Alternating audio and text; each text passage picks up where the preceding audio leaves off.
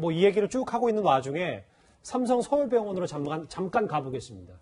보시는 것처럼 조금 전에 저희 취재 기자의 휴대전화에 찍힌 이재용 부회장의 모습인데요. 장혜지 평론가님.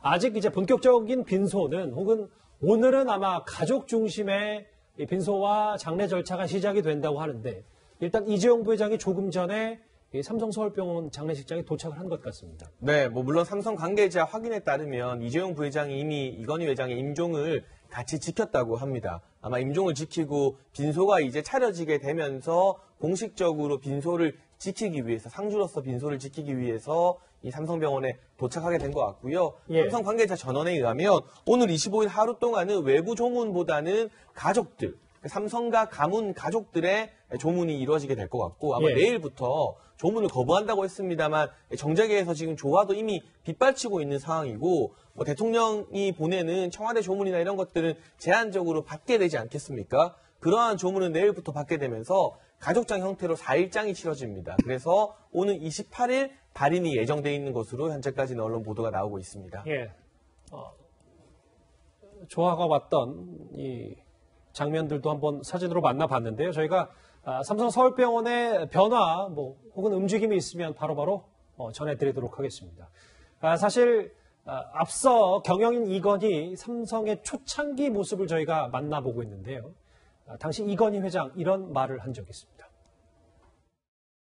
우리의 땅이 베인 수출 상품은 세계 시장의 진열대 위에서 먼지가 쌓여가고 있는 모습을 볼 때 나는 기업인의 한 사람으로서 참을 수 없는 분노에 앞서 서글픈 생각마저 듭니다. 저때 이제 90년대 초반이 아마 이건희 회장이 삼성그룹 내부든 외부든 가장 목소리를 세게 냈을 시점이 아닌가 싶은데요. 이종우 실장님. 네.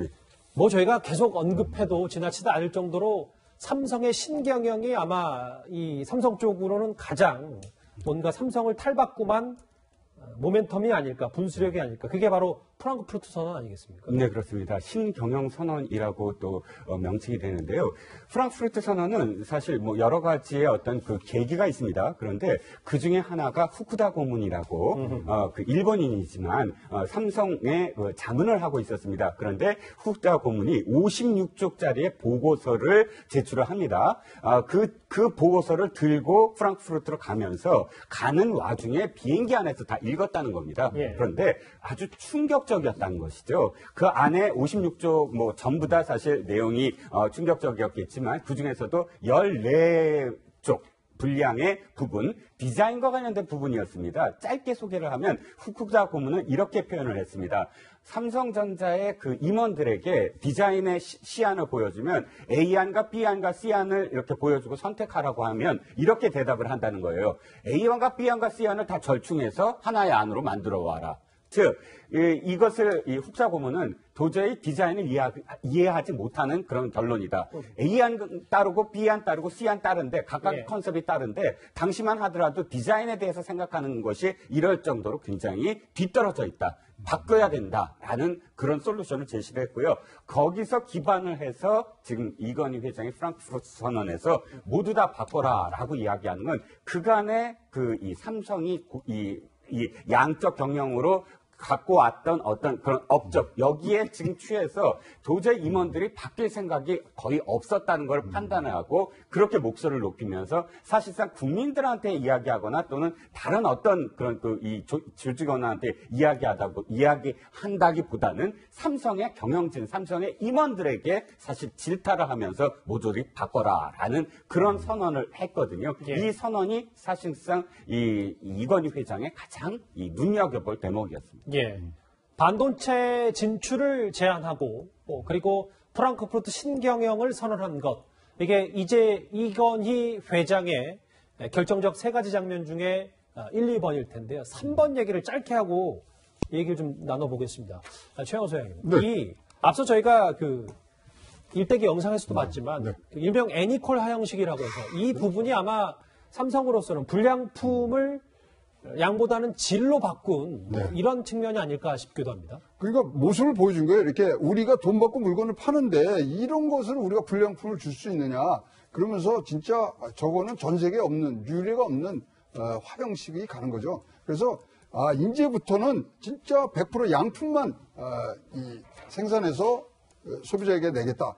그러니까요, 이건희 회장님이 지금 우리가 말에 대해서 쭉 하는데 항상 실천이 따랐어요. 예. 프랑크푸르트 우리 뭐 얘기할 때 아내와 뭐 자식 빼고는 다 바꿔라 그러는데 그 다음 말이 더 중요한데 우리가 얘기를 안 하고 있거든요. 뭐냐면 예. 자, 5년간 개혁 테라피를 걸겠다.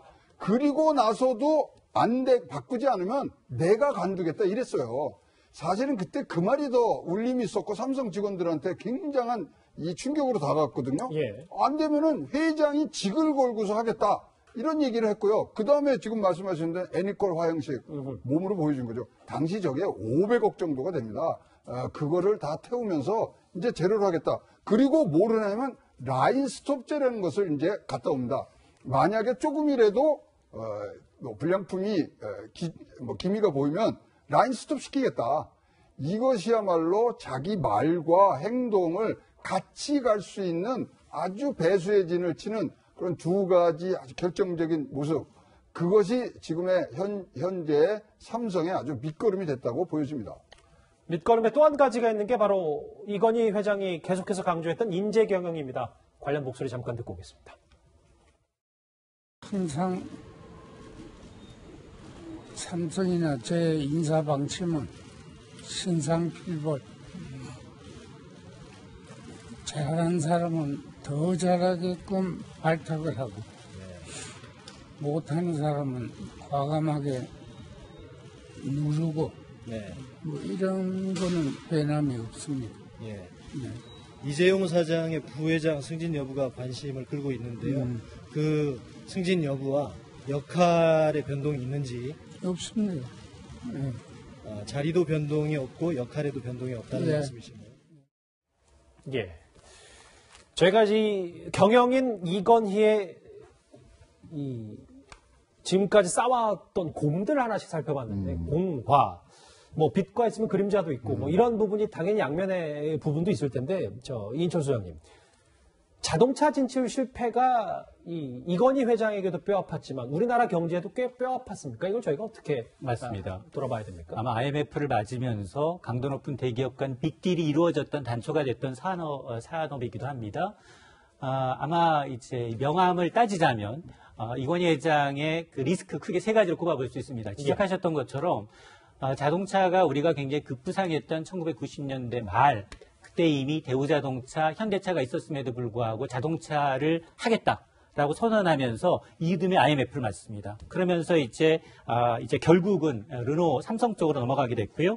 또 하나가 이제 무노조 경영이에요. 이번철 선대장 때부터 노조가 필요 없다. 무노조 경영을 굉장히 강조하다 보니까 이게 또 문제가 됐었고 또 하나가 정관계 로비 의혹입니다. 자, 이런 이제 세 가지 면에서는 삼성이 이제 반드시 짚고 넘어갈 부분이고 예. 이것 때문에 뭐 이재용 삼성전자 부회장이 직접 나서서 이제 무노조 경영은 깨겠다. 그리고 절대로 이제 편법적인 사세 경영으로 이제 회사를 물려주는 일은 없다라고 얘기를 했는데 네. 어쨌든 앞으로 이제 삼성이 어떻게 이걸 극복할지는 좀 지켜봐야 될 대목입니다.